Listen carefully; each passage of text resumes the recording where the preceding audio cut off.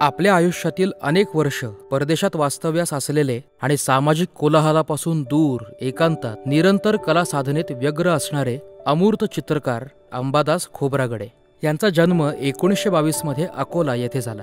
स्वतःच्या मालकीची शेतजमीन नसल्यामुळे उपजीविकेसाठी अंबादास यांचे वडील फळे विकण्याचा छोटा व्यवसाय करत. छोटा अंबादास वडिलांबरोबर जवळच्या गावांमध्ये फळे विकायला जात असे. अंबादास यांना 6 भाऊ होते. त्यांचे भाऊ शरीर कमवायला आखाड्यात जायचे. अंबादास यांना मात्र शाळेची, संगीताची आणि कलेची ओढ होती.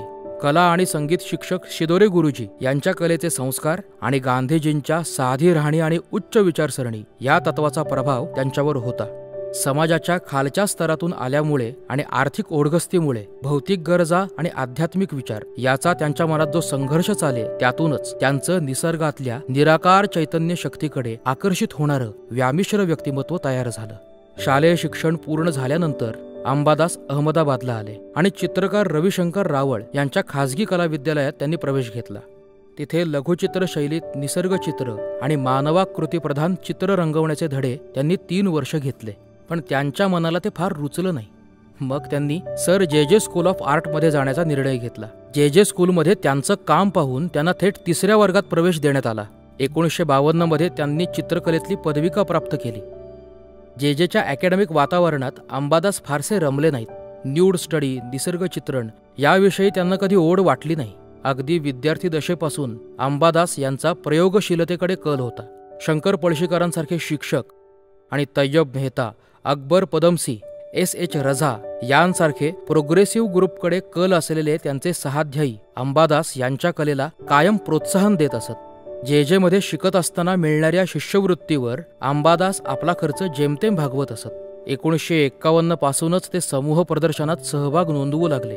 शिक्षण पूर्ण झाल्यावर चरितार्थासाठी 1952 ते 1955 या काळात त्यांनी मुंबईतल्या एका खेळण्यांच्या कारखान्यात नोकरी केली. पुढे 1955 ते 1959 या काळात त्यांनी भारतभर प्रवास केला. मणिपूर, आसाम करत अगदी सीमा ओलांडून ते ब्रह्मदेशातही जाऊन आले.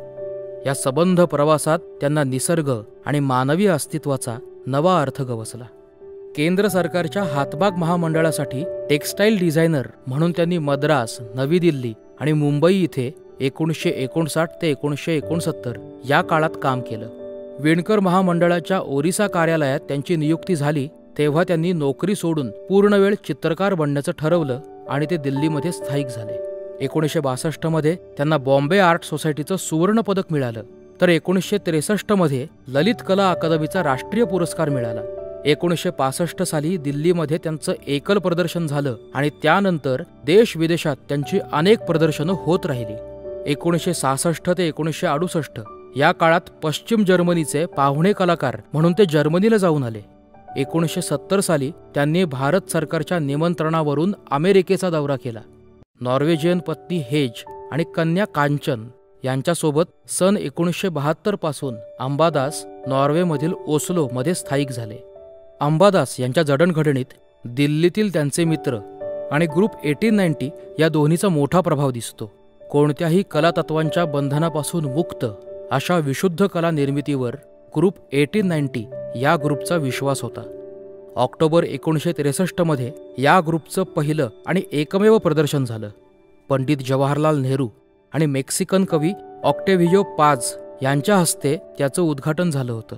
अंबादास यांच्या सुरुवातीच्या चित्रांमध्ये जाड रंगाचा वापर करून छोट्या छोट्या ब्रशच्या फटकाऱ्यांनी बनलेले आकार हे थोडेसे शिस्तबद्ध आणि स्थिर वाटतात.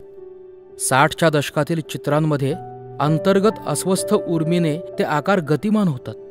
70च्या दशकात आकाराला येणारे आणि विलय पावणारे विश्वच त्यांच्या चित्रांमधून दृश्यमान होतं. 70च्या दशकातील त्यांची जलरंगातली चित्र एक वेगळाच तरल असा दृश्यानुभव देतात.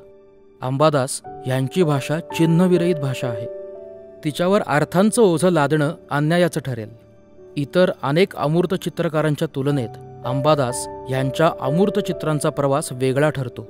अंबादास यांच्या चित्रात असते ती ऊर्जेची गतिमानता. द्वैत आणि अद्वैत भावनेत रूपांतर होताना निर्माण होणारी ऊर्जा, जमिनीतून उगवणारं रोपटं जी अमर्याद ऊर्जा घेऊन येते, ती माझ्या चित्रांचा पाया आहे असं अंबादास म्हणत. निर्मित वस्तू ही निर्मात्याचाच एक भाग असते. अस्तेपणाच्या अखंड प्रक्रियेचा चित्रकार हा एक भाग असतो. समोरचं जग हे आपल्या मनोव्यापारांचंच दृश्य फलित असतं. त्या प्रक्रियेचा वेध अंबादास यांनी घेतला.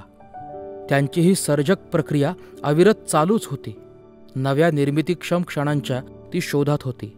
सन 2012 ज्येष्ठ चित्रकार अंबादास खोब्रागडे यांची प्राणज्योत मालवली.